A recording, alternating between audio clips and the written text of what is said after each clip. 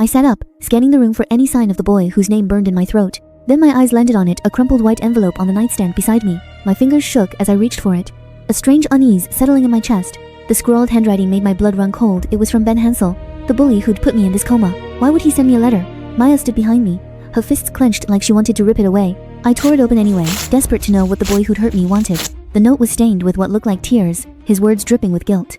He wrote about Alexis, my best friend who'd saved him from harm. My heart dropped. I swung my legs over the bed, ignoring Maya's protests. I needed to know if Alexis was okay, if she'd survived protecting him. I stumbled down the hallway, the letter clutched in my hand like a lifeline. When I reached the ICU, Alexis' mom sat outside, her face as pale as a ghost. She shook her head, and my world felt like it was crashing down around me. Alexis hadn't woken up yet. My best friend was still fighting for her life. Maya wrapped her arms around me, but I couldn't stop the tears from falling. The letter felt like a weight in my hand, proof of the mess Ben had created. A nurse walked by with Alexis' chart, and I held my breath for any news. I wouldn't let this be the end.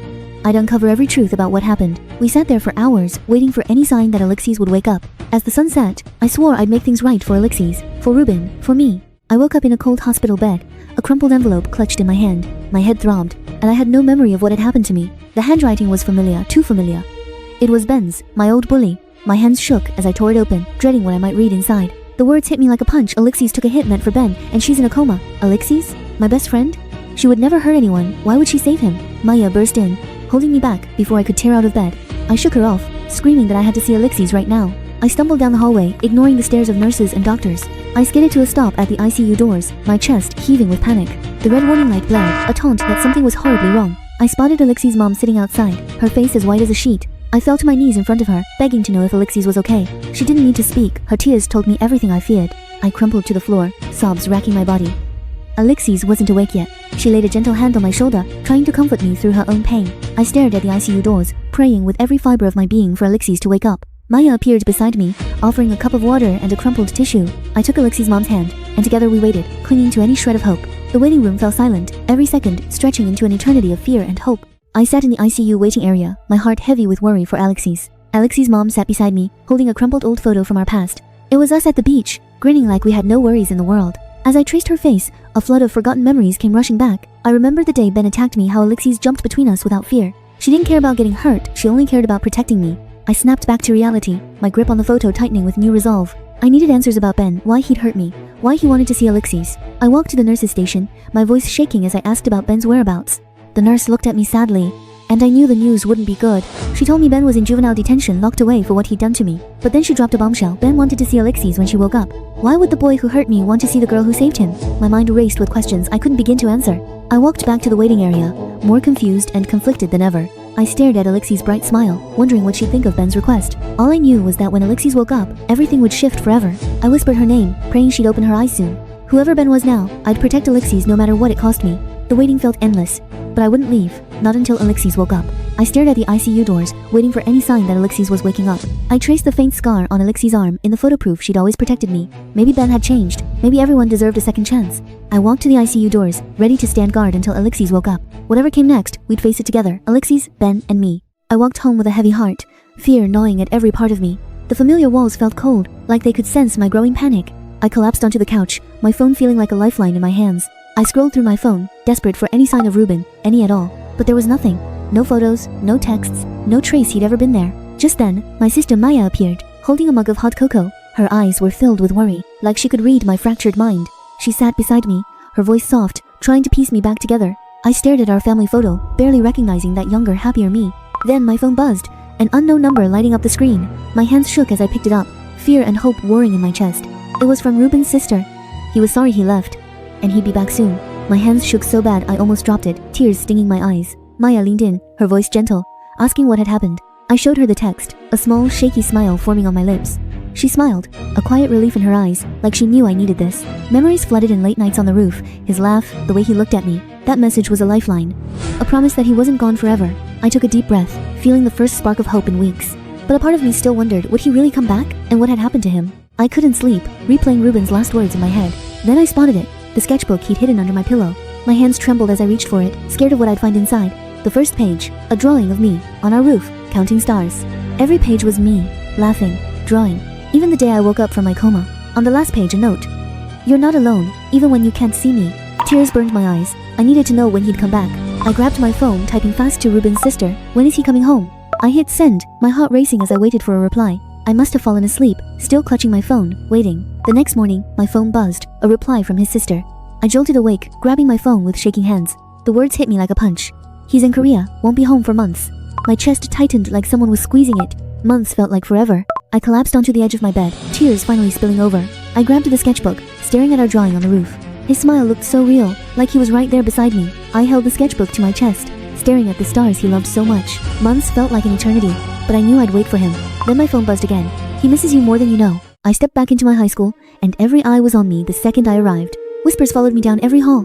Everyone knew what had happened, what Ben had done. I could feel their stares burning into my back. Pity, curiosity, maybe even blame. I kept walking, focused on one thing, Alexi's locker, where the truth might still be waiting.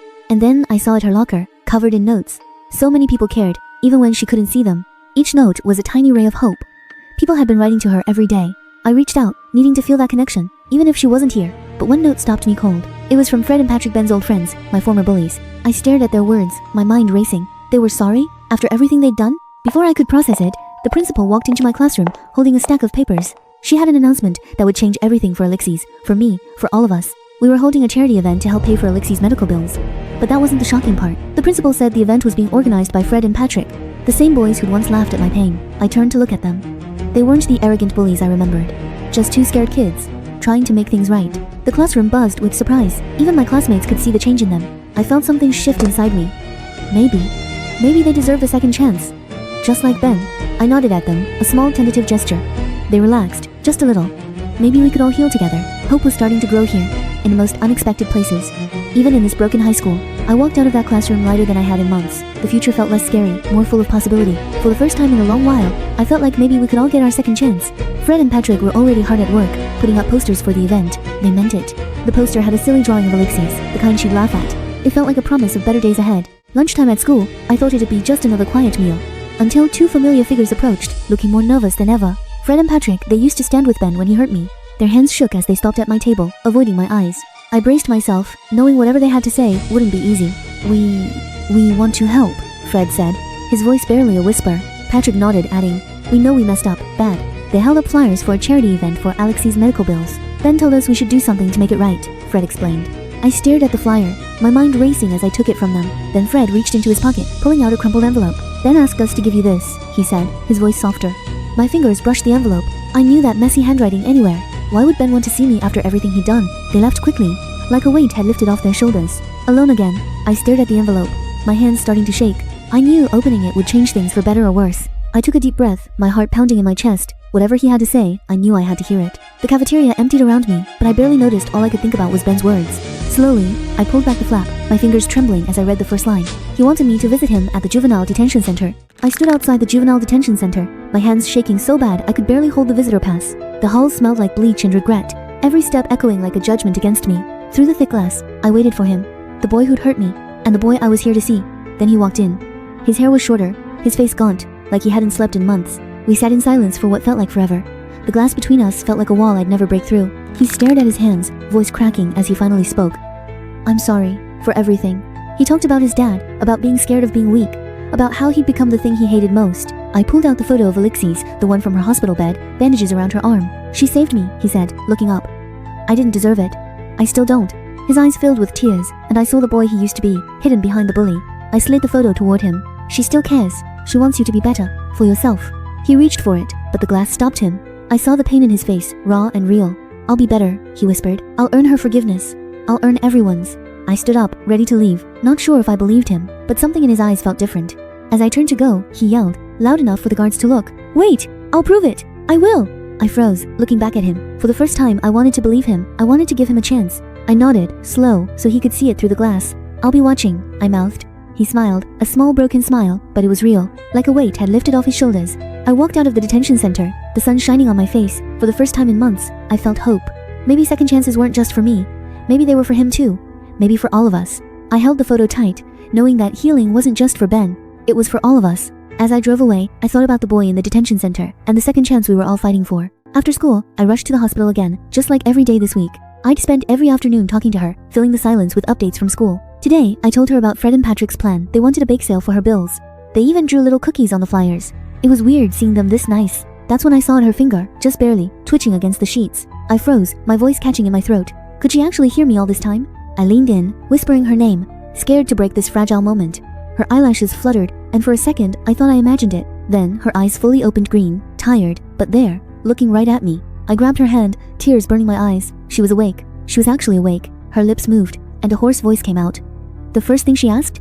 Ben. My smile faltered. I remembered Ben's request from juvenile detention. He wanted to see her. I told her he'd asked to visit, that he'd been asking every week since he got locked up. The small smile on her face faded, replaced by a look I knew too well, fear. She shook her head slowly, her voice barely above a whisper. She said she wasn't ready. My heart sank.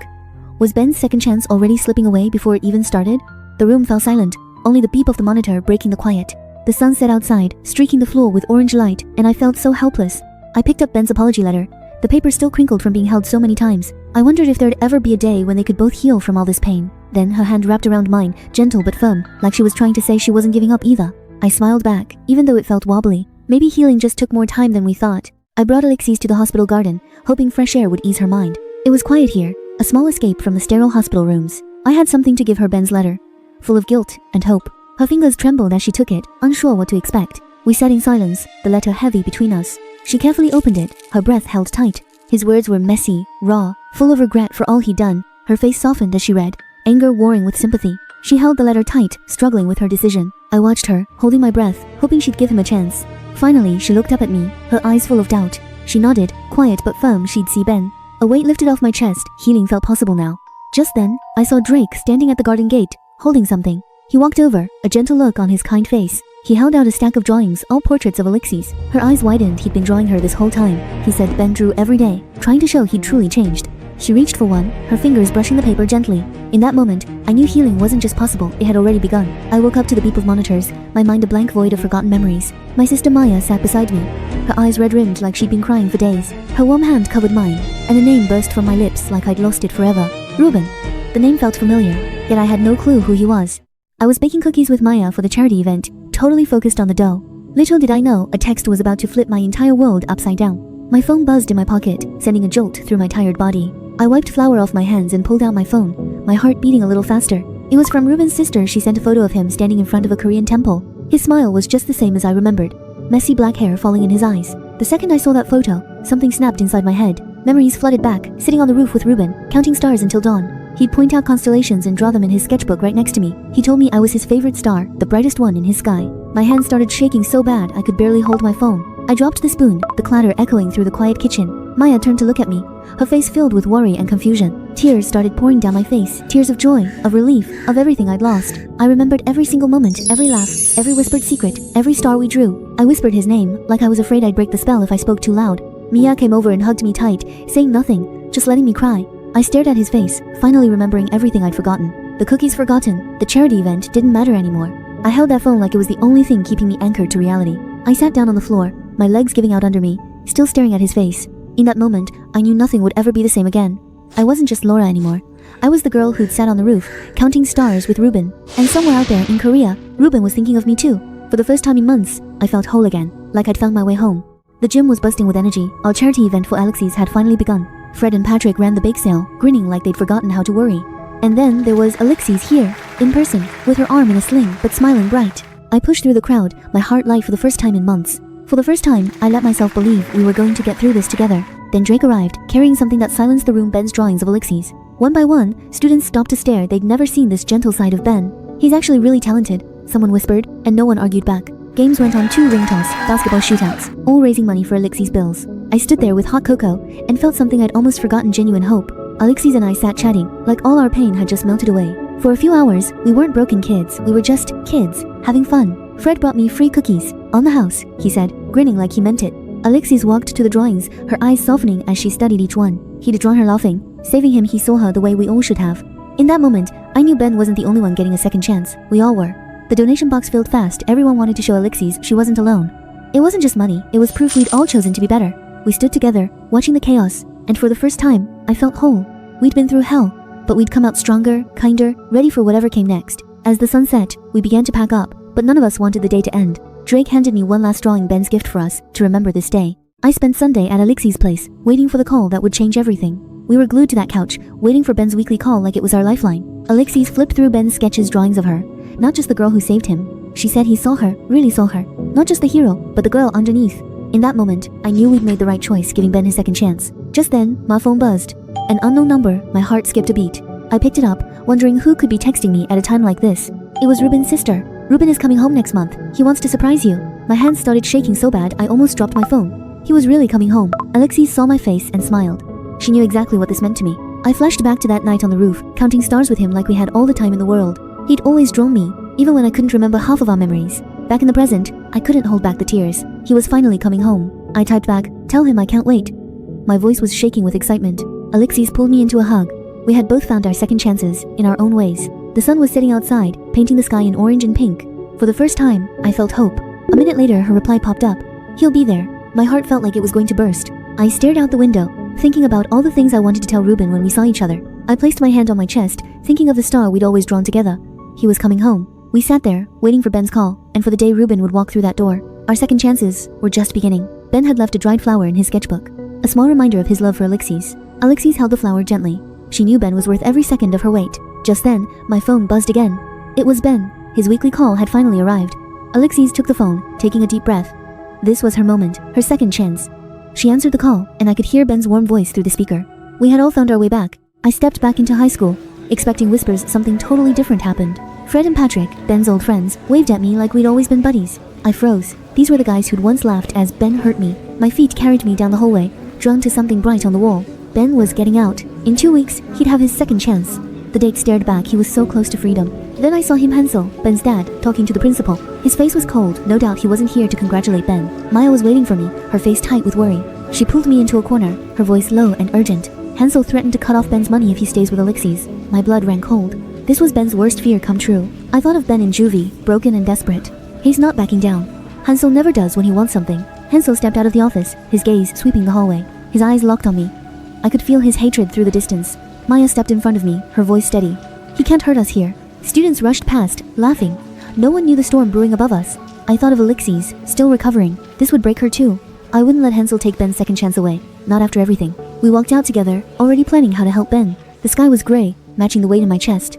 Ben's fight was far from over. I headed back to the juvenile detention center, my heart heavy with worry for Ben. The visiting room felt even colder than before, thick glass separating us from any warmth. Ben looked like he hadn't slept in days, fear of his dad haunting every part of him. I pulled out a photo of Alexis, hoping it would be a tiny light in his darkness. He whispered he was terrified, scared his dad would cut him off completely, leaving him with nothing. I leaned in, my voice steady.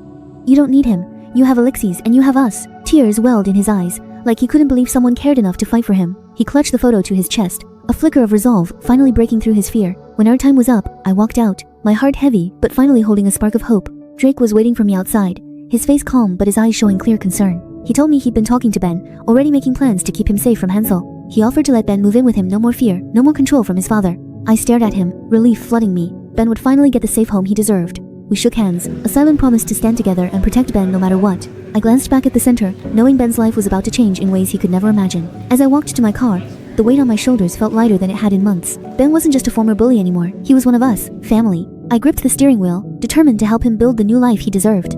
For the first time in so long, I let myself truly smile. Hope was finally within our reach, but I knew Hansel wouldn't give up that easily.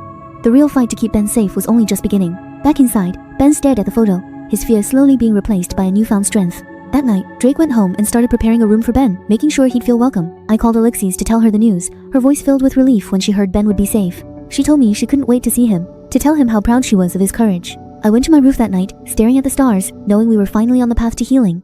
I got invited to dinner at Drake's place, ready to see Ben finally at peace. And there he was, Ben, laughing with his step-siblings like I'd never seen him before. That smile? It was real. No more guilt, no more fear, just happiness. The table was set. The smell of steak filled the air. This was the family Ben always deserved. We ate, we laughed, we talked like we were all just one family. For the first time in months, I felt hope. Then Ben looked at me, and I saw it pure, unspoken gratitude in his eyes. After dinner, we helped clear the dishes. Nina and Nellie chattered non-stop, and Ben even cracked a few jokes. Ben wanted to show me something, his new art studio, filled with sketches of Alexis, of all of us. It was small, messy, and perfect. Every sketch told a story of how far he'd come. I stood there, staring at his work, realizing this was the second chance he'd fought so hard for. Drake pulled me aside, his voice quiet but sincere. He thanked me for saving Ben. As the night grew late, I knew it was time to go. I hugged everyone goodbye, my heart feeling lighter than it had in months. I stepped outside, the cold night air hitting my face, ready to head home and finally relax. But then something caught my eye, something that made my blood run cold. Across the street, a dark car was parked, its windows tinted so dark I couldn't see inside. But I didn't need to see inside. I knew exactly who was sitting behind that wheel. My body went rigid. Hansel was watching, waiting, and I knew he wouldn't let Ben go that easily. I couldn't let him win. Ben had come too far, and I wasn't going to let Hansel destroy it all. I hurried to my car, fumbling with my keys, my mind racing with what to do next. As I drove away, I glanced in the rearview mirror.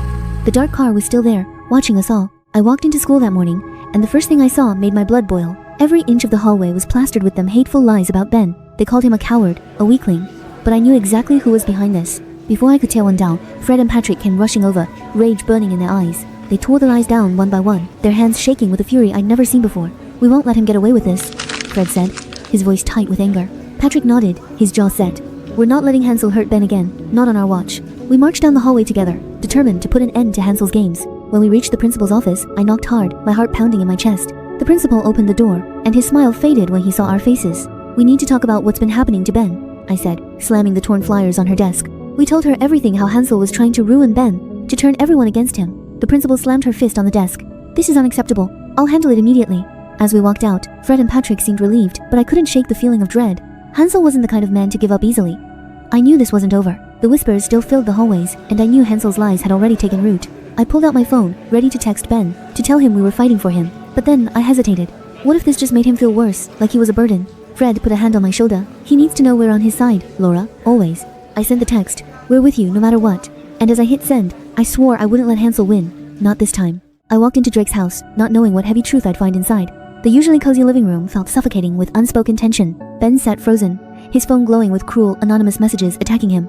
My heart ached when I saw the raw pain etched into every line of his face. Alexis held his hand tight, her voice steady but eyes burning with quiet anger. She didn't say much, but her touch spoke louder than any words could. He didn't deserve this. No one did. I reached for his phone, determined to put an end to the cruel messages. I found the anonymous numbers, one after another, ready to cut them off for good. With each tap of my finger, I shut down another voice that tried to break him. Drake walked over with warm cocoa, trying to lighten the heavy silence. We sat in quiet sipping, but none of us could shake the unease in our bones. I went home that night, exhausted but my mind still racing with worry. Just as I tried to rest, my phone buzzed with a message from an unknown number. My blood ran cold when I read it. Hansel planned to hurt Alexis to get revenge on Ben. I felt my heart stop for a second.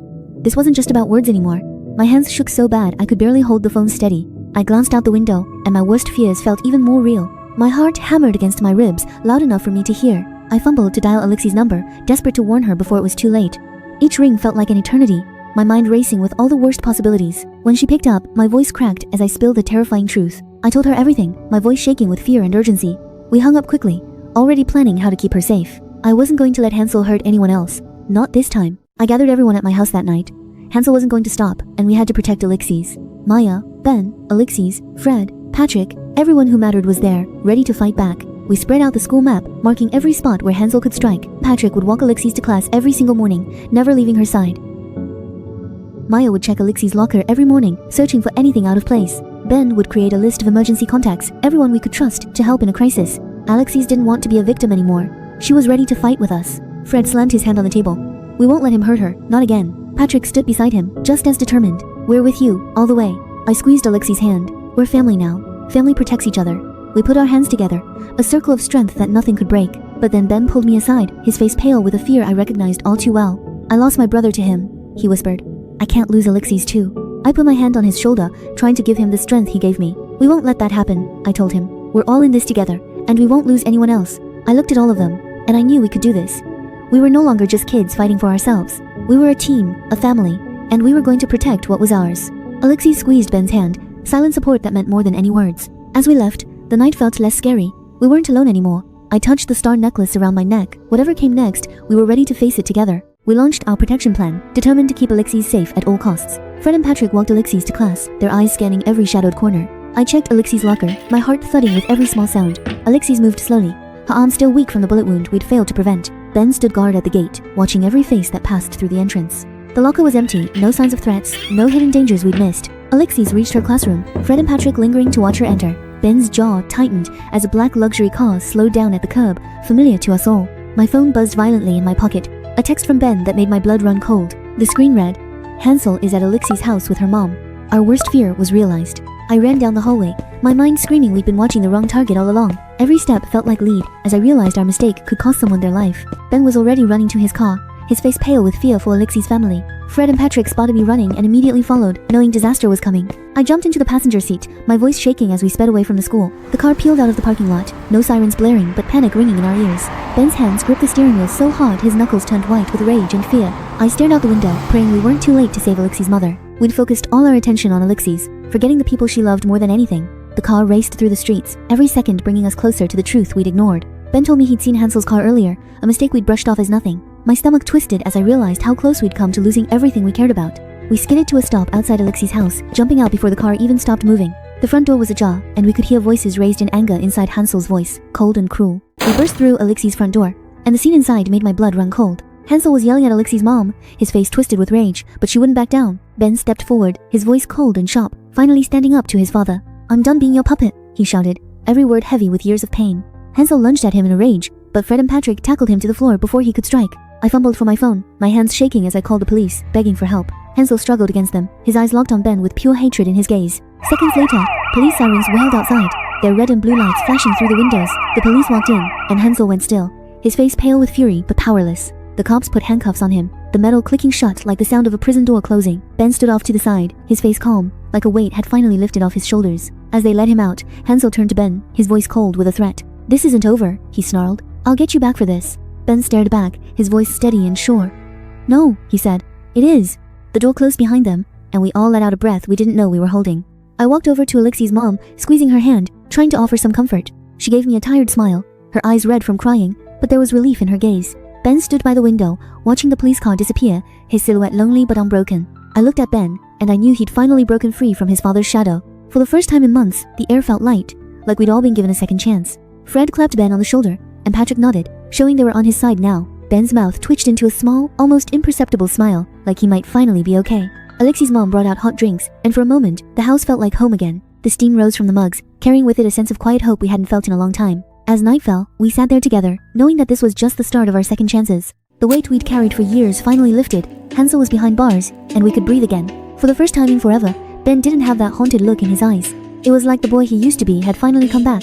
Alexis leaned into him, her shoulders still healing, but her smile never faded. I sat quiet, my mind wandering to the boy I'd thought I'd lost forever. That's when my phone buzzed, a text that would change everything. My hands shook as I read it. "Ruben is coming home tomorrow at 3 p.m. Time seemed to stop. The boy I'd waited for was finally coming back. I remembered the nights we'd spent on the roof, drawing stars and talking about forever. He'd left me this sketchbook, full of stars and drawings of me. Ben noticed my smile and raised an eyebrow, but he didn't ask questions. Drake brought out a cake, "You're free" written across the top in chocolate icing. We cheered as Ben blew out the candles, making a quiet wish. For the first time in years, we were all truly happy and free. I slipped away to text his sister back, confirming I'd be at the airport. She replied instantly, "He's been asking about you every single day." I looked up at the stars, just like we used to do, and knew this was real. I touched the star necklace he'd given me, remembering the night he left. I imagined running to him at the airport, wrapping my arms around him and never letting go. I imagined him walking through those doors, that same quiet smile on his face. Just thinking about seeing him again made my heart feel full. Alexis guessed my secret and grinned, squeezing my hand in excitement. Ben handed me a drawing. It was me, sitting on the roof, staring at stars. He said it was for me, to remind me that some things never change. That night, I fell asleep holding his old sketchbook, dreaming of the reunion that waited for me. I arrived at the airport 2 hours early, my hands shaking with nervous excitement. The arrival hall buzzed with people, but all I could focus on was the empty gate. Then the screen lit up, his flight had landed. My breath caught in my throat. I pushed through the crowd, my boots thudding against the cold airport floor. There he was, exactly how I remembered him, messy black hair and that warm smile. I couldn't hold back the tears. He was really here, back where he belonged. I ran straight into his arms, and he held me so tight I thought I might break. He whispered my name, his voice warm and familiar, just like old times. We walked hand in hand through the crowd, not caring who stared at us. We reached my car in the parking lot, and he suddenly stopped, letting go of my hand. He turned to me, his smile fading, his eyes suddenly serious. My heart skipped a beat. What was he about to say? He took a deep breath, like he was gathering all his courage. "There's something I've been wanting to say for months." I froze, my entire body going still as I waited for his next words. The parking lot felt silent, even with the distant noise of the airport. I could feel my palms sweating, my heart pounding so loud I could hear it. He looked almost nervous, like he was scared of what I might say. I gave him a small smile, hoping to calm his nerves, to let him know I was listening. Then he took a step closer, and I knew whatever he was about to say would change everything. I stood on that rooftop again, the same stars above us. This was where we first counted stars, where it all began. I felt his hand reach for mine, my heart racing like it did back then. His fingers laced through mine, warm and steady, just like always. He didn't let go, and I knew something was different this time. His voice was soft when he spoke, words I'd waited so long to hear. He said he'd loved me since the first day he saw me drawing stars here. Tears filled my eyes as he told me why he left, why he was scared. He was afraid his father's business would hurt me, but now he wasn't running anymore. I told him I loved him too, that I'd never stopped waiting for this moment. We kissed under the stars, just like we dreamed of for so long. For a second, everything felt perfect, like all the pain was finally gone. But then my phone buzzed, shattering the perfect moment. I pulled it out, my stomach dropping at what I read. Alexei's text sent a chill through me. Hansel had escaped from jail. My smile vanished, replaced by a cold dread I thought I'd left behind. Ruben pulled me close, but we both knew the danger wasn't over yet. We thought we were safe, gathered in my living room, but the news hit like a punch. The news blared. Hansel had escaped from prison. The man who ruined everything was free. My blood ran cold. We'd let our guard down, and now he was coming for us. Maya didn't waste a second. She locked every window, her hands steady but tense. We activated the security system, but we all knew it might not be enough. Ben's knuckles whitened. He knew better than anyone what Hansel was capable of. We pushed all the furniture together, deciding no one would sleep alone tonight. I tried to sleep, but my eyes stayed glued to the front door. Every sound made my heart race. Hours passed, and the house fell quiet. I thought we might make it through the night. Then came the crash. Glass shattered and my blood turned to ice. I jolted awake, my scream caught in my throat. He was here. Everyone woke at once, staring at the shadow stretching across the wall. Hansel was inside. He stood there, cold and calm, like he owned the place. The monster we thought we'd escaped. Alexis grabbed Ben's arm, her knuckles white. She knew he was the target. Ruben stepped in front of me, his body tense. He wouldn't let Hansel hurt me again. Fred and Patrick flanked Ben, ready to fight. We weren't kids anymore, we were a team. Hansel smiled, a cruel, twisted thing. He thought he had us right where he wanted us. Then Maya stepped forward, holding a baseball bat. We weren't going down without a fight. The room fell silent, the air thick with tension. This was it, our final stand against Hansel. I clenched my fists, ready to fight for my family, my friends, my second chance. The moment we'd all feared had finally arrived. Hansel was here, and he had a knife. But Ben didn't flinch. He stepped forward, ready to face the monster who'd haunted him his whole life. For years, he'd been Hansel's puppet, but not anymore, not today. Every step he took was a step away from the boy he used to be, toward the man he was meant to become. The air was thick with tension. You could have cut it with Hansel's knife. I am not your puppet anymore, Hansel. I never was. Not really. Hansel's face twisted with rage. He lunged, knife raised, ready to destroy everything we'd built. But we weren't alone. Fred and Patrick charged, tackling Hansel before he could strike. They held him down, pinning his arms to the floor. For the first time, Hansel looked vulnerable. Maya didn't hesitate. She pulled out her phone and called the police. Her hands steady despite everything. The seconds ticked by. Each one felt like an eternity as we waited for the police to arrive. Then we heard the sirens. The police burst through the door, and the fight was finally over. As they cuffed him, Hansel stared at Ben, his eyes filled with a hatred that would never die. He was dragged out, kicking and screaming, but we didn't care. We were just glad it was over, or so we thought. The hallway fell silent. Ben sank to the floor, finally letting the exhaustion show. We all gathered around him, shaken but alive. I could see his hands shaking, all those years of fear, of pain, finally surfacing. The next day, we gathered around the TV, waiting for the news we both feared and hoped for. And then we saw it. The headline that would change everything. Hansel was going away forever, with no chance of coming back. Ben cried, but they weren't tears of sadness, they were tears of freedom. He was finally free from his father's shadow. We all hugged, laughing and crying at the same time. For the first time in years, we felt truly safe, truly free. Today, we gathered at Drake's backyard for a cookout, finally breathing easy for once. The kids ran wild across the grass, their laughter carrying through the warm summer air. Ben sat on the porch sketching, with Alexis right by his side like she always had been. Drake manned the grill, flipping burgers like he'd done this 100 times before for us. For the first time in forever, it felt like we were truly a family, no shadows hanging over us. Ruben held my hand tight, and I knew we'd made it through the worst of it together. Ben's sketchbook was full of Alexis and Lily, proof of the love he now had to hold on to. Fred and Patrick laughed together, no longer the scared boys who'd followed Hansel's orders. Maya watched her son build a sandcastle, finally the calm, happy mom she'd always wanted to be. Lily ran to Ben, holding up a messy drawing she'd made just for her dad. He took her drawing, and I could see the pride in his eyes for the little girl they'd raised. In that moment, I thought back to how broken we'd all been, and how far we'd come. Then the mailman appeared at the gate, holding an envelope addressed to Ben. Ben took the letter, his forehead wrinkling in confusion. Who would be writing to him now? He sat on the porch alone, carefully tearing open the envelope, not knowing what it held. As he read, his hands started to shake, and I could tell the words were hitting him hard. Tears welled up in his eyes, and I knew this letter was something he'd needed for so long. Alexis went to him immediately, her hand on his back, to comfort him through whatever this was. The letter was from his brother's old friend, telling Ben how his brother had always been proud of him. Ben looked up at the sky, tears streaming down his face, and whispered, "Thank you" to the brother he'd lost. He smiled through his tears, finally believing he was worthy of his brother's pride. Ruben squeezed my hand, and we both felt the weight lift off Ben's shoulders in that moment. Drake nodded at Ben from the grill, proud of the man he'd grown into despite everything. Even Fred and Patrick went to him, their friendship now built on respect, not fear. We all gathered around Ben, showing him he wasn't alone, that we were all his family now. We went back to our cookout, laughter filling the air again this time, truly free from the past. I touched my star necklace, thinking about all the second chances we'd been given, all the love we'd found. As night fell, we turned on the string lights, sitting together under the stars, no more shadows to hide from. Ben put the letter on the bookshelf, next to Lily's drawing, proof that the past could be healed, not feared. Ruben and I sat on the porch, staring at the stars, grateful for every second we got to share. Alexis and Lily picked flowers from the garden, their laughter blending with the sound of the breeze. Maya looked at a photo of her family, finally feeling the stability and love she'd craved her whole life. I held our daughter Stella close, knowing we'd raise her in a world where love was stronger than fear. We looked through old photos together, laughing at our younger selves, amazed by how much we'd changed. We saw photos of Ben from his dark days, a reminder of just how far he'd come to get here. Next to it was a photo of Ben now, smiling bright, proof that people can change, that second chances are real. We raised our glasses in a toast to second chances, to love, to the family we'd chosen for ourselves. As I looked at the warm light coming from Drake's house, I knew this was what hope looked like. Ben left his sketchbook open on the porch, a permanent reminder of the life he now cherished. Maya built a sandcastle with Ethan, finally getting to be the present mom she'd always wanted to be. Fred and Patrick clinged to their cups, free from the pressure of being someone they weren't. Alexis held Ben's hand tight, a silent promise that they'd face whatever came next together. My star necklace glowed in the light, a symbol of all the love and hope we'd fought to keep. Drake gave Ben a burger, a quiet way of saying he was proud, that he saw how far Ben had come. Stella grabbed my finger, a tiny reminder of the precious life we now got to nurture. As the sun rose on the quiet yard, I knew our second chances would keep growing, keep shining bright. Ben and Lily fed the birds in the yard, a simple moment that held more joy than anything we'd ever known. Ruben's hand in mine felt like a promise we'd keep choosing each other every single day. Fred and Patrick taught the kids baseball, passing on their newfound joy and kindness. We took a group photo, smiling wide, proof that broken people could come together to make something beautiful. Final exams are breathing down our necks, and math's still my worst nightmare. But I'm not alone, my crew's right here with me, fighting the good fight. Ruben's my math lifeline, he turns those confusing formulas into something I can actually get. Alexis and Ben? They're inseparable now, studying English side by side like it's no big deal. We've come so far from the broken kids we used to be. Even Fred and Patrick are hitting the books hard, who would have thought? For the first time, I don't feel stupid asking for help with numbers. You can see it in their eyes, they found something real worth fighting for. We're so wrapped up in studying, we almost missed the bell. Then the principal walks in, and suddenly, everyone's quiet. Graduation, she says, will be in 2 weeks. I freeze. Did I hear that right? We're actually graduating? The room erupts, cheers, hugs, all of it. We actually made it. Tears stream down my face, but for once, they're happy tears.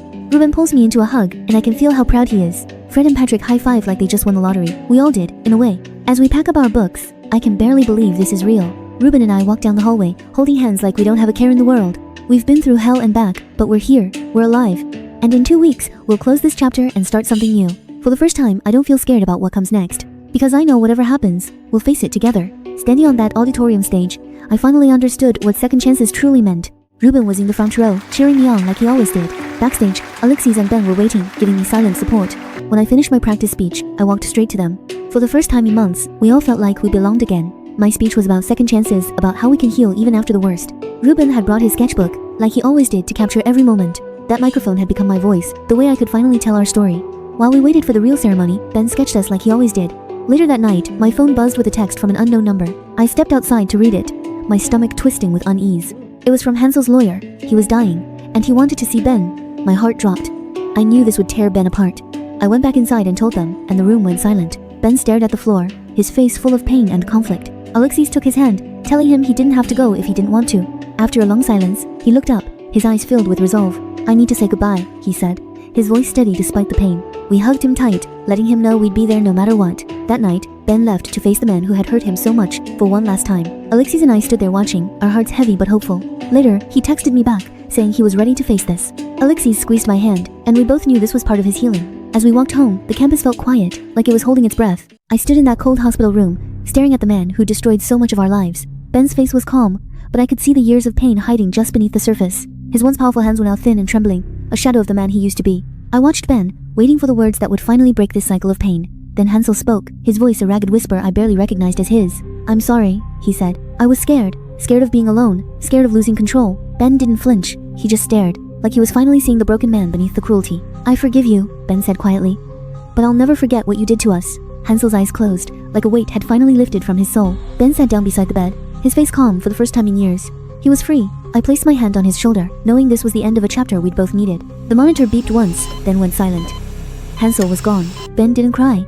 He just sat there, like he was finally letting go of all the anger. Doctors and nurses walked past us, but we didn't move. This was our moment. Ben took his hand, one last act of kindness for the man who'd never given him any. I watched him, knowing that for the first time, Ben could truly start living.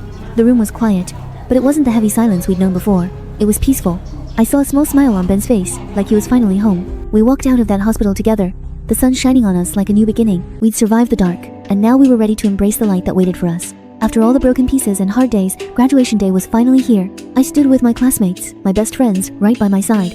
Ruben was in the crowd, camera ready to capture every second. My heart raced as we lined up, waiting for our names to be called. The principal took the stage, and the ceremony began. Then I heard it, my name, echoing through the hall. For a second, I couldn't believe it was real. I walked toward the stage, my legs feeling lighter than ever. The principal held out my diploma, a symbol of all the growth. I took it, my fingers brushing against the smooth paper. In that moment, all the pain felt worth it. The crowd cheered, and I saw my loved ones beaming. Tears blurred my vision, but I couldn't stop smiling. Alexis and Ben were cheering loudest, their faces shining with pride. Ruben captured every second, his camera never stopping. I waved at everyone, feeling the warmth wrap around me. Maya wiped a tear, her face full of relief. This diploma wasn't just paper, it was proof I'd survived. We threw our caps in the air, celebrating together. For the first time, I finally felt like I belonged somewhere. Ruben was waiting for me, ready to pull me into a hug. His hug told me everything would be okay from now on. Graduation day finally arrived, but a secret surprise waited just for me. All our friends were there, celebrating like our past pain never existed. Then Ruben pulled me aside, his eyes holding something I couldn't quite read. He pulled out a small silver box, and my heart started to race instantly. I had no clue what was inside, but I knew this moment meant everything. The box clicked open, and I held my breath, staring at what was inside. It was a silver star necklace, exactly like the ones we'd drawn on the roof. Memories of our late-night roof talks came flooding back all at once. I reached out, my fingers trembling as I touched the tiny star. Ruben gently placed it around my neck, his fingers brushing my skin softly. He said it was to remind me stars are always there, even in the darkest nights. In that moment, all the pain and fear felt like it was finally gone for good. I threw my arms around him, clinging like I never wanted to let go. Our friends noticed, and they all started cheering and rushing over to us. They swarmed around us, celebrating not just graduation, but our second chance. Alexis squeezed my shoulder, her eyes shining with happy tears for us. Ben raised his camera, capturing the moment we'd never forget for the rest of our lives. Fred and Patrick whooped loudly, tossing their graduation caps high into the air. In that moment, I knew we'd all gotten the second chance we'd been fighting for, and this star necklace would be my forever reminder that hope never dies. We held hands tight, knowing we'd face whatever came next together. As we tossed our caps into the sky, I felt truly free for the first time in years. Each cap flying up represented a new beginning for all of us. I leaned against Ruben, watching the caps soar, and felt nothing but hope. Graduation finally came, and we took our celebration to the beach. Everyone was there, ready to leave high school behind for good. Ben and Alexis leaned together, watching the sun sink lower and lower. Fred and Patrick chased a frisbee, laughing like they had no cares in the world. Ruben and I sat quietly, our feet buried in the warm, soft sand. Ruben turned to me, his voice soft but full of excitement. I found an art studio job in Korea. I start working there next month. I stared at him, my mind racing with mixed feelings of joy and worry. But I had my own news too. I got accepted to college for creative writing. His smile didn't fade, just grew softer, like he'd known all along. We made a promise every weekend we'd meet, every single day we'd call. No matter how far apart we were, we'd never let each other go. Fred and Patrick collapsed in a heap, laughing so hard they could barely breathe. Ben and Alexis walked along the shore, their hands tangled tight together. In that moment, everything felt perfect, like we'd finally found our place. High school's shadows were finally gone, and the future felt bright and open. Ruben showed me his sketchbook pages filled with drawings of me from every angle. I flipped through the pages, my heart filling with warmth and love. The waves crashed gently, as if echoing our quiet, steady promises. We held each other tight, knowing this was just the start of our journey. That frisbee kept soaring, carrying all our high school memories away. Ben had his own sketchbook too, filled with Alexis' face in every light. Alexis laughed when she saw them, her eyes shiny with happy tears. Fred handed Patrick a soda, their friendship finally fixed for good. Later, we sat around a bonfire, telling stories from our crazy, messy year. I woke up to sun burning my face, sand sticking to my skin. We'd crashed on the beach. Everyone was still passed out, worn out from our wild graduation celebration. I slipped off my blanket, letting cold waves lap at my ankles, waking me fully. Walking along the shore, I felt a peace I hadn't known since before the coma. A familiar sound made me turn. Ruben was there, smiling like he'd watched me the whole time. We didn't need words. He held out his hand, and I took it like it was the most natural thing. Together, we walked back to where everyone still curled up, lost in deep sleep. Ben was already awake, stoking a small fire to make us breakfast before anyone else woke up. He held up his sketchbook, and I saw it, all of us, captured in his messy, perfect lines. My chest swelled with warmth. This was what happiness felt like, right here. Alexis stirred, stretching like she hadn't slept that well in months. Fred and Patrick stumbled over, rubbing their eyes, ready to help with breakfast. For the first time in so long, there was no tension, just us, friends, together. Maya showed up out of nowhere, with thermoses of hot coffee for everyone. My star necklace glinted in the sun, a reminder of how far we'd all come. Ruben handed me a plate of pancakes, his eyes soft with something like love. We sat around the fire, talking about nothing and everything, just enjoying being alive. Looking out at the ocean, I knew this moment would stay with me forever. Ben passed around his sketchbook, and everyone laughed at his silly, perfect drawings of us. I closed my eyes, letting sun warm my face, and knew we'd found our second chance, and we'd made it count. Packing for college, I thought I'd be thrilled to leave home. But my chest felt tight, heavy with unspoken goodbyes. Maya was folding my sweaters, her hands moving like she was trying to fold up pieces of our childhood too. Ruben sat on my bed, flipping through my old sketchbook like he was trying to memorize every line I'd ever drawn. He looked up, and his voice was softer than I'd ever heard it. "I'm going to miss you so much." I felt tears pricking my eyes as I said it back. "I'm going to miss you too, more than words can say." I I tried to laugh it off, swiping at the tears that just kept coming like they had a mind of their own. Maya interrupted the quiet moment, holding a plate of chocolate chip cookies, my favorite, just like always. "Thought you might need a pick-me-up," she said, and I could hear the love in every word. The sweet, warm taste filled my mouth, and for a second, I forgot about leaving, about the empty feeling in my chest. That night, my parents threw a going-away party. The house was warm, loud, full of people who loved me. Then Ben showed up, standing awkwardly in the doorway with something rolled up in his hands. I could tell he was nervous, his knuckles white from gripping that roll of paper too tight. He walked over to me, avoiding eye contact, and held it out. "I made this for you, for when you miss home." I unrolled it slowly, and my breath caught. It was me, sitting on our roof, drawing stars like we used to do together. Tears blurred my vision, and I could barely speak. I didn't know he remembered those nights, that he cared enough to draw them. I hugged him tight, and after a second, he hugged me back, awkward but warm. "Thank you," I whispered, my voice breaking. Everyone in the room clapped, and I realized how lucky I was, how much love surrounded me, even when I was leaving. I looked over at Ruben, and he was watching me, his eyes soft with love. He mouthed, "I love you," and my heart felt full. I walked over to him, taking his hand in mine. We didn't need to say anything, we both knew how much this meant, how hard goodbyes would be. Later, we snuck up to the roof, just like old times. The stars were bright, just like the ones I used to draw, and for a minute, everything felt perfect. I finally made it to college, my hands shaking with excitement and jitters all mixed up. Ruben showed up right on cue, grabbing the heaviest bag before I could even open my mouth. Then she popped out my new roommate, with pink hair brighter than any sunset I'd ever seen. She dragged us into our tiny room, chattering about all the fun we were gonna have.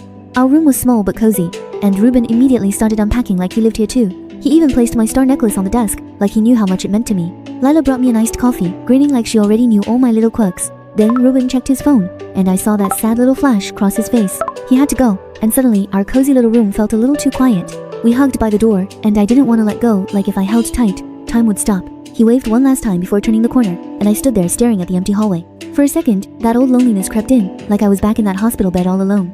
But then I heard Lila turn a page, and I remembered I wasn't alone anymore. That night, I called Ruben, and we talked for hours like we had all the time in the world. We talked about nothing and everything, and for the first time I felt exactly where I belonged. When we finally hung up, the room was quiet, but it didn't feel empty anymore. I reached for my star necklace, running my fingers over the tiny silver star. As I stared at the stars outside, I realized something. I was home. Not just in a room, but in my heart. That little star had been with me through everything, now lighting my way to a new life.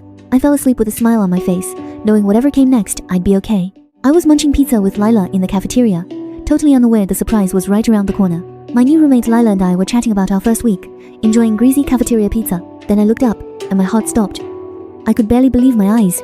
There he was, walking toward me with my favorite daisies in his hands. I sprinted over and threw my arms around him, not caring who was watching. He said he finished his work early, just to surprise me after weeks apart. We stood there grinning like idiots, just happy to be in each other's presence again. Lila cheered from our table, giving us a thumbs up, like the great roommate she was. We spent the rest of the day wandering around campus, catching up on everything. It felt like no time had passed at all, like we'd never been separated. We stopped at our favorite old ice cream shop, the same one we'd gone to in high school. We got our usual flavors and clinked cones like we used to do. We sat and watched students rush by, just enjoying being together again. He told me all about his new art internship, his eyes lighting up with excitement. As the sun started to set, we went up to my dorm roof, our old spot from back home. We sat on the old folding chairs I'd brought up, just like we used to on my high school roof. We stared up at the stars, pointing out our favorite constellations like we were kids again. He laced his fingers through mine, and I felt so content I could cry. In that moment, I knew everything was going to be okay. We stayed there until the moon was high, talking like we had all the time in the world. When we checked the time, we realized it was way past curfew.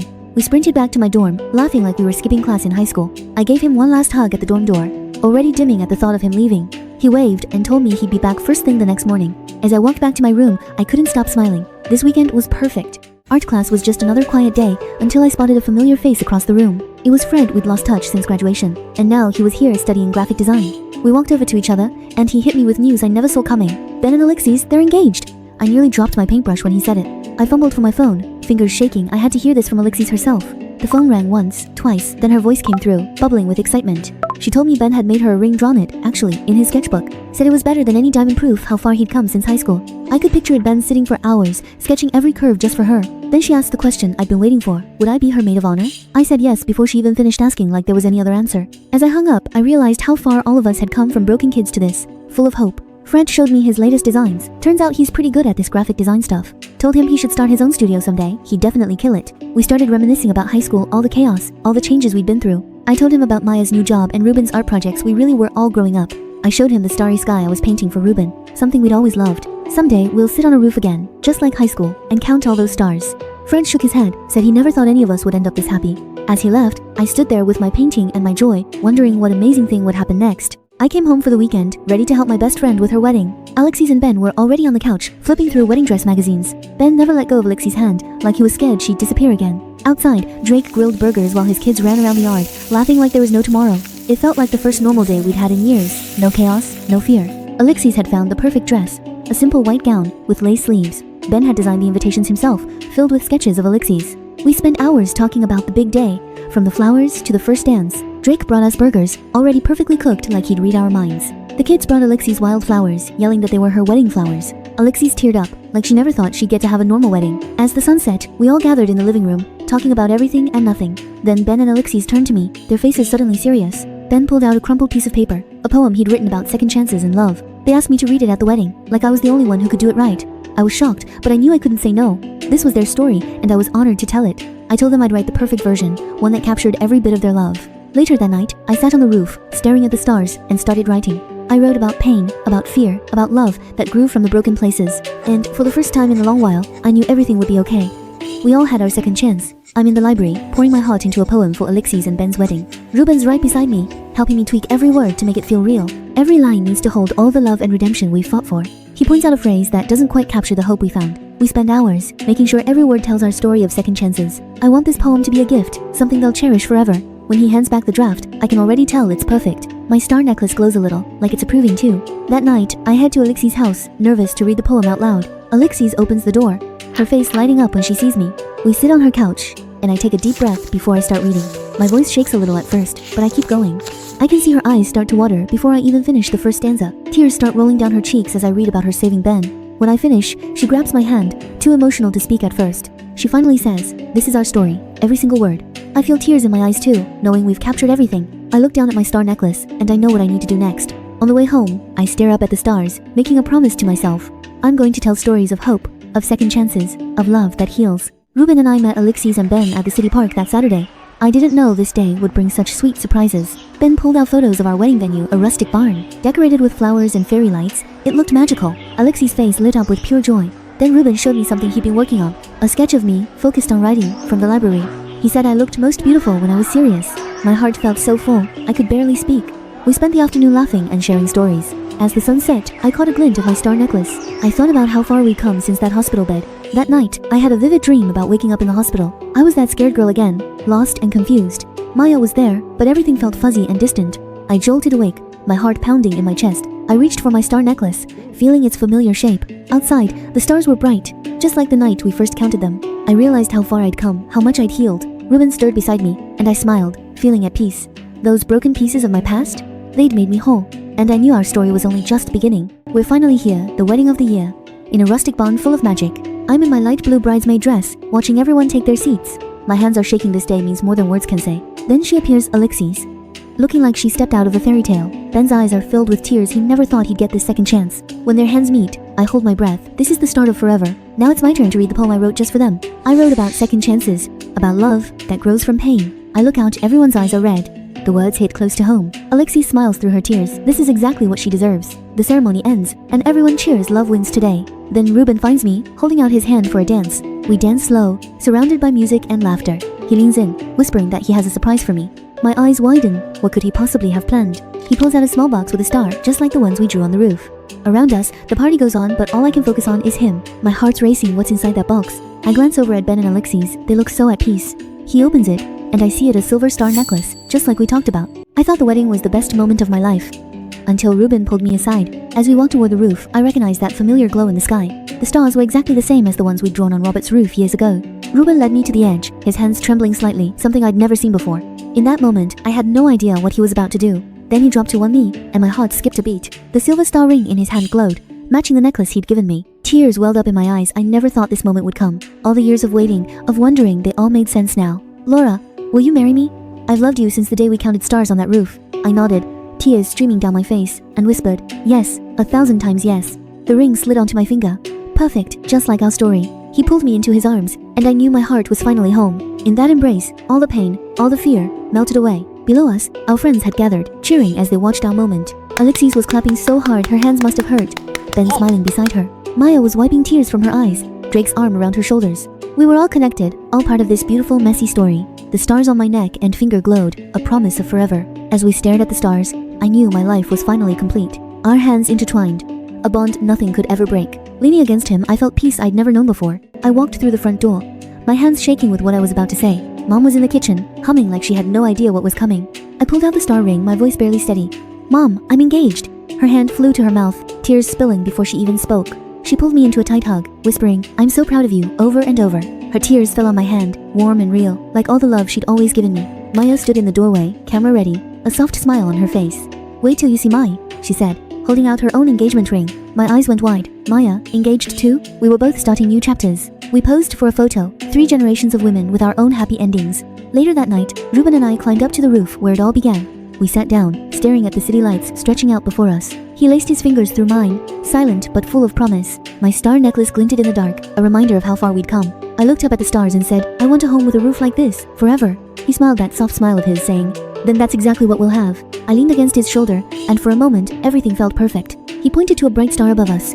"That one's ours, forever and always." My hand rested over my heart, my chest full of more love than I ever thought possible. We sat there for hours, quiet, knowing our future was as bright as those stars. Inside, Mom watched us from the window, a smile on her face. The family photos on the wall told our story: struggles, love, and second chances. Our hands stayed clasped, our rings glinting like 2 tiny stars. Up above, the stars kept shining, just like our hopes for the future. Somewhere in this big city, we found our small, perfect forever. 2 years later, I stood at my college graduation, my heart pounding with mixed joy and relief. Ruben was right there, my family and friends beside him, all beaming with pride. Each step toward the stage felt like a victory over the scared girl I used to be. The principal handed me my degree, proof I'd turned my pain into purpose. When I held that diploma high, the audience erupted. We'd all fought so hard to get here. Ruben's smile was brighter than any stage light. He'd always believed in me, even when I didn't. Alexis and Ben were hugging tight, their daughter Lily cheering along. Healing looked like this. My sister Maya pulled me into a hug, tears in her eyes. "I knew you'd do it," she whispered. That night, we wandered the campus, the air thick with celebration and quiet joy. Then Ruben pulled out a leather journal, the cover embossed with a silver star, just like our old roof drawings. "For your stories," he said. "All the second chances, love, and hope we've lived through." As I ran my finger over that star, I knew this was just the beginning of my journey. We sat there under the stars, and I realized broken things don't stay broken. They just need a chance to heal. Inside, he'd written one line, "Your story matters." And for the first time, I truly believed it. Looking at my loved ones laughing together, I knew we'd all been given the greatest gift of all, a second chance. My graduation cap fell to the ground, but my star necklace glinted in the light, a reminder of how far I'd come. Ruben laced his fingers through mine, and we watched the city lights twinkle. The future felt bright. The journal lay open on my lap, waiting for all the stories we had yet to live, to tell, to heal from. In that moment, I knew second chances aren't just for the lucky ones. They're for anyone brave enough to reach for them. And I was ready to write every single one of those stories for me, for us, for anyone who needed to hope again. 1 year after graduation, my first book finally made it to the shelves. The small indie bookstore was packed with people waiting to get their copies signed. Titled Second Chances, it held all our stories of pain, hope, and redemption. I signed book after book, each one carrying a piece of our journey. Never in my wildest dreams did I think my words would touch so many. Then a quiet girl stepped forward, clutching my book like a lifeline. She told me she'd been bullied, and my story had given her hope to keep going. Her words hit me like a wave, my pain had become someone else's hope. I hugged her tight, realizing this was why I'd written every word. The whole bookstore erupted in quiet applause, a wave of warmth wrapping around us. Then I saw them, Ben, Alexis, and their little girl Lily, walking toward me. Lily held out a tiny wildflower, her small hand shaking slightly. I knelt down to take it, then stood and hugged Ben and Alexis tightly. Ben had drawn a portrait of me inside his copy, a silent reminder of how far we'd come. We took a photo together, capturing a moment I'd never forget. Tears streamed down my face, a mix of joy, gratitude, and relief. I held up my book, grateful for every second chance we'd been given. The day went on, each signature a reminder that hope always finds a way. Every page held not just words, but the promise of new beginnings. As the day drew to a close, I knew this was just the start of our story. We stepped outside into the golden sunset, ready to face whatever came next. My book in one hand, a flower in the other, I felt alive, truly, fully alive. Today we gathered at Robert's backyard. This was the happiness I'd fought so hard for.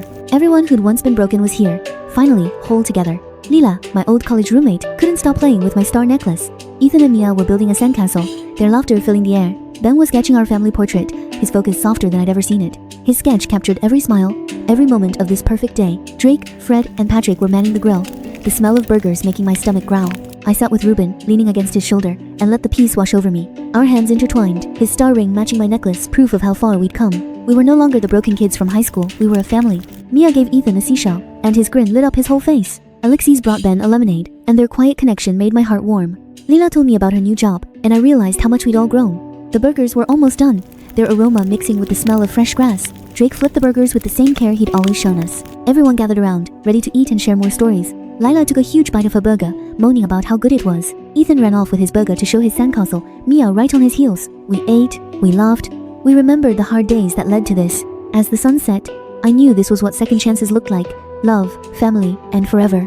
This star necklace wasn't just jewelry, it was a symbol of all the hope we'd found. Ruben held me close, and I knew we'd always have each other, no matter what. When I stepped back into my old high school, I never expected to stand here, ready to share my story.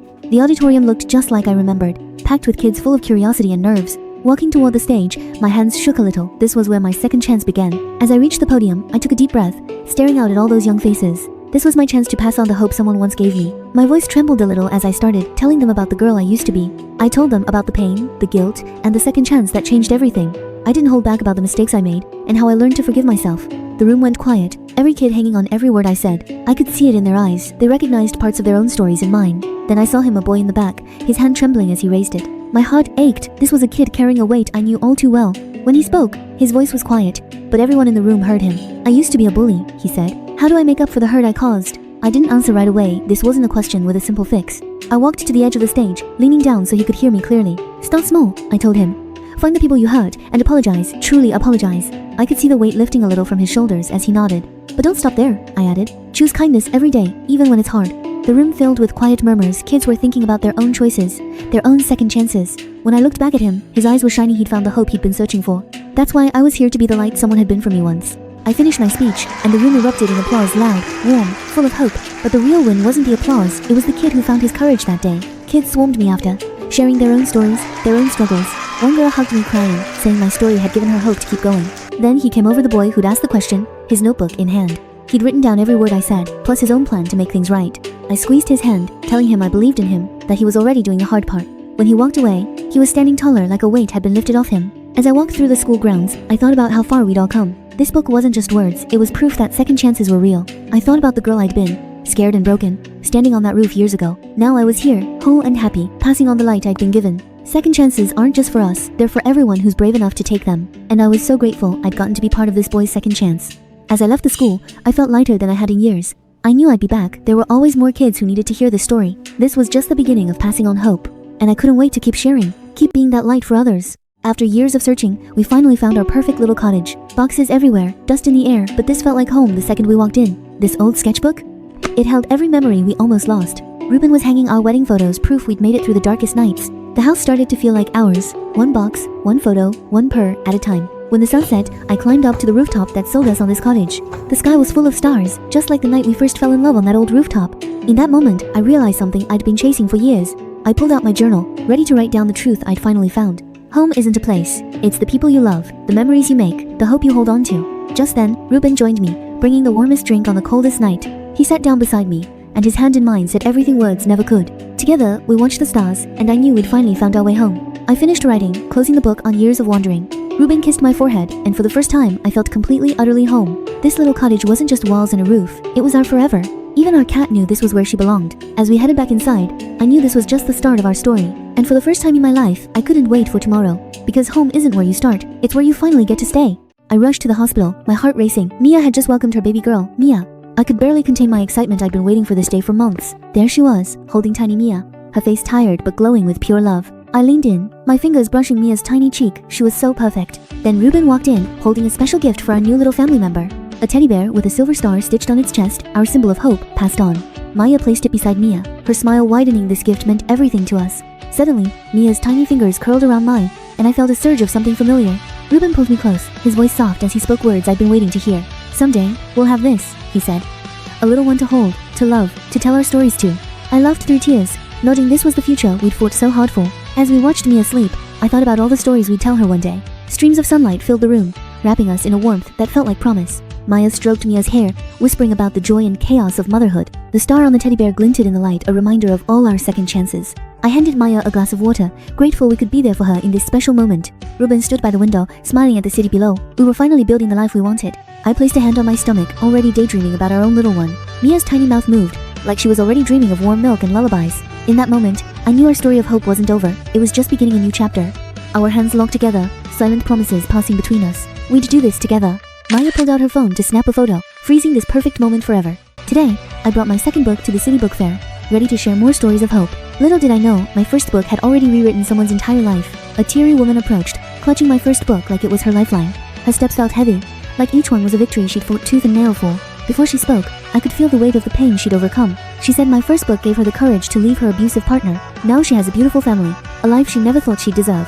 Her kids laughed in the photo, proof that hope can bloom from the darkest places. I had no words to say, so I just held her tight, letting her know she wasn't alone. Other attendees stopped, some wiping their own tears, as hope spread through the crowd. In that moment, I finally understood why I'd spent years writing these stories. It wasn't about fame or sales.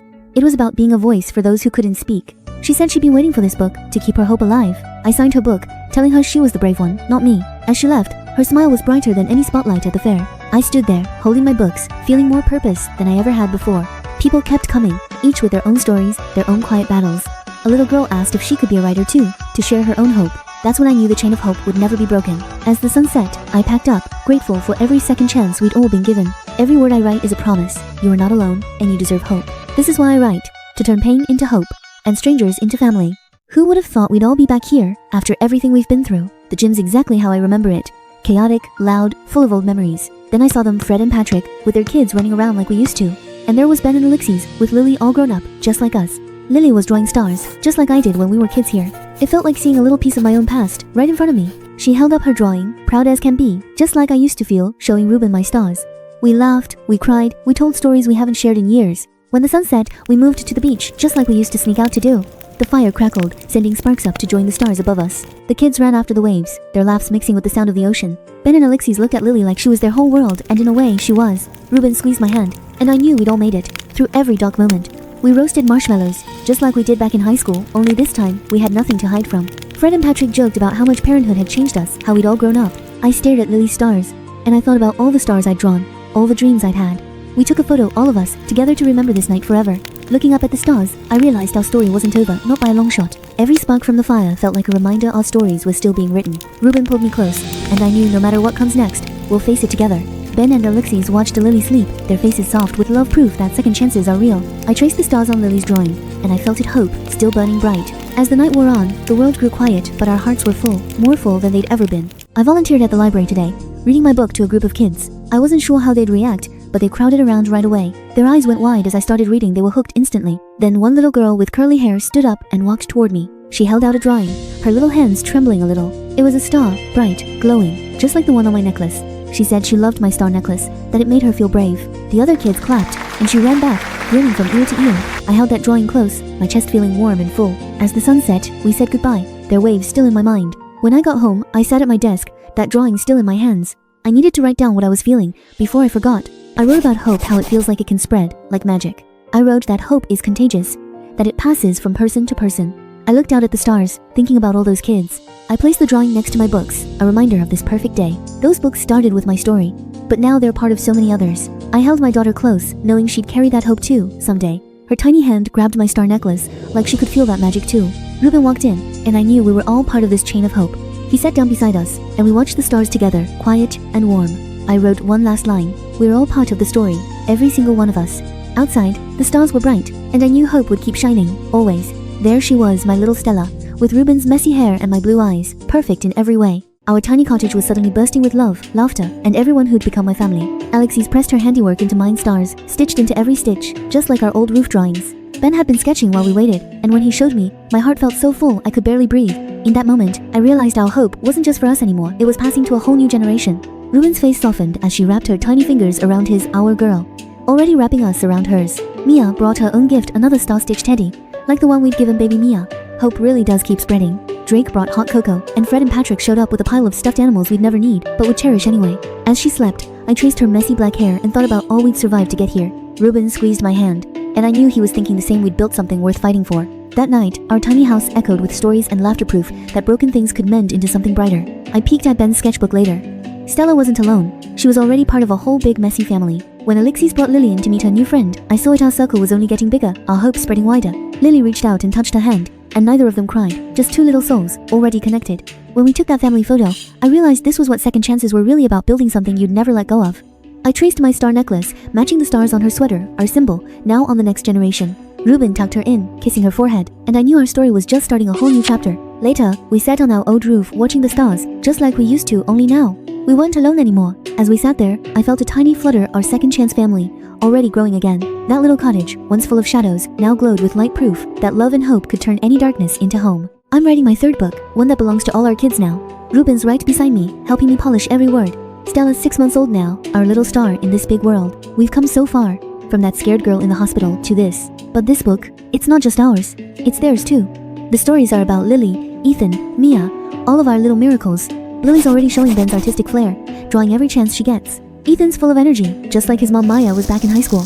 And Mia, she still carries that star Teddy Ruben gave her everywhere. Each of them has their own story, their own second chance. I'm putting all of them into words, preserving their little moments. Ruben says I'm giving them a legacy they can hold forever. My first book was about us, but this one, it's about them. Every page holds a piece of their light, their joy, their hope. As the sun sets, I know this is just the beginning. Stella doesn't know it yet, but her story's just starting too. Ruben's been with me through every word, every story, every step.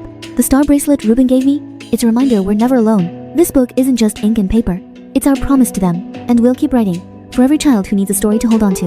Lily drew this star for me, says it's our special symbol. Ethan's already into sports, just like we thought he would be. This weekend, we gathered at Drake's backyard, our messy, wonderful family. No more hospital beds, no more scared nights, just sun, laughter, and people I love. Alexis and Ben, who would have thought they'd build this kind of happiness? Drake's grill was working overtime, turning burgers into our favorite memories. Maya looked so at peace, like she finally let go of all that stress. Those little hands holding tight, carrying all our second chances in their palms. Ruben squeezed my hand, and for a second, I remembered that scared girl in the hospital. Even Fred and Patrick, they weren't just former bullies anymore. They were family. This was what we fought for. Not perfection, just this messy, loud, perfect life. Ben looked at Lily like she was the whole world, like he'd finally found his purpose. Look at her smile, pure, unburdened. That's the future we built. Maya was teaching Ethan to build sandcastles slow, steady, just like her life now. This necklace carrying all our promises, all our hope, all our second chances. We passed food, told stories, and laughed until our sides hurt. Ruben looked at Stella with that same soft look he gave me years ago. Their hands were calloused from work, from art, from holding on. And they still held tight. The sun started to set, painting the sky in orange and pink. It felt like a reward. Ruben turned to me, and I knew what he was going to say before he opened his mouth. We did it, he said.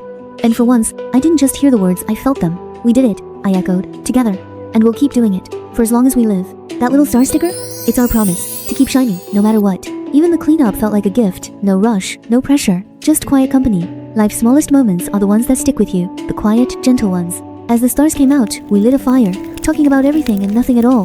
Ruben squeezed my hand again, like he still couldn't believe this was real. It's my third book launch, and I never expected this moment to change everything. This cozy bookstore has become my second home over the years. Then she walked in someone I'd never met, but who knew my story by heart. Her hands trembled as she clutched my first book like a lifeline. I didn't know her name yet, but I could see the pain in her eyes and the hope. She told me my first book had saved her when she had nothing left. She'd been bullied too, trapped in a darkness I knew all too well. Now she works at a youth center, helping kids like she once was. She showed me photos of the kids she helps, passing on the hope I gave her. In that moment, I realized my work wasn't just about writing, it was about hope's chain. People around us stopped to listen, and I felt hope spreading in the air. When we hugged, I knew this was why I kept writing for moments like this. I wrote in her book that she was the hero, not me. She cried, saying she was just passing on what I'd given her. As she left, I kept signing books, but my heart felt lighter than ever. My third book was stories of our kids, of how hope grows when nurtured. Ruben was there, watching me with pride, knowing how far we'd come. I touched my star necklace, remembering the broken girl I once was. We'd built a life of love and hope, and it was just getting started. 3 books, 1 story. Broken things can be made whole. Hope is never lost. And this chain of hope? It will never end, as long as we keep passing it on. Never in my wildest dreams did I think I'd stand here, receiving an award from my old high school. The auditorium I once feared to walk in now echoed with cheers for me. And there in the crowd, my Ruben held our Stella, his eyes glowing with pride. I walked toward the principal, my heart pounding in my chest. As the principal placed the plaque in my hands, I thought of how far I'd come. This award wasn't just for me, it was for everyone who'd ever felt broken. I stepped up to the microphone, ready to tell my story. First, I thanked my sister Maya, my rock through every dark day. Then I looked at Alexis and Ben, proof that broken people can heal together. And Fred and Patrick, reminders that second chances change us all. I talked about my book Stories of Hope for those who needed it most. That star necklace? A reminder that hope never fades. I told them anti-bullying isn't just a cause, it's a promise. Then I looked down at Stella, my second chance at pure joy. I told them that second chances belong to everyone. You just have to be brave enough to reach out and take them. As I finished, the entire auditorium stood up, cheering. Ruben blew me a kiss, and I knew this was where I was meant to be. My sister pulled me into a hug, whispering how proud she was. Alexis and Ben joined in, our hug a circle of healing. As we posed for photos, I realized my life was finally complete. This little girl, she was my second chance at pure, uncomplicated love. Ruben squeezed my hand, and we walked out into the sunlight. My star necklace glinted in the sun, a reminder of every second chance. Here we are, on our cottage roof. The stars look just as they did all those years ago. Ruben sits beside me, quiet as always. It feels like we've come full circle. This star necklace? It's been with me through every twist of fate. And then there's Stella, my second chance, wrapped in a tiny knit blanket. I think back to the girl in the hospital bed, scared and broken. She never could have imagined this. I wrote books about second chances, never guessing I'd live so many of my own. Ruben never gave up on me, even when I couldn't remember my own name. Now this little one holds my future, a new chance to get it all right. I whisper to her, "You are loved, you are brave, you are a second chance." Some stories don't end. They just keep growing, like stars in the sky. This sketchbook? Ruben filled it with me, even when I couldn't be there. We used to draw stars on the old roof, before everything changed. He still smiles at me like that. Like I'm the only star in his sky. We gave Stella her own star necklace. A reminder that hope's always with her. I never thought I'd get here, from a coma to a cottage full of love. These books? They're our story. For anyone who needs a second chance. There are second chances everywhere, you just have to look up. This is what second chances look like. Quiet, warm, and full of love. That star? We call it our star. It's been watching over us all along. And we'll keep watching it, together, for all our second chances.